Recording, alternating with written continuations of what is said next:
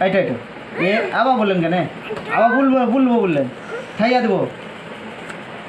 দেবো আম্মু আম্মু আবার ছিঁড়ি গেছে আল্লাহ দাঁড়ান আমি বলছি হ্যাঁ দেন হ্যাঁ থক এবার হ্যাঁ আপেল দেখেন হ্যাঁ A B D E F G H I J K L M N N O O এবার হুঁজে আরেকটু ও ও ও করেন ও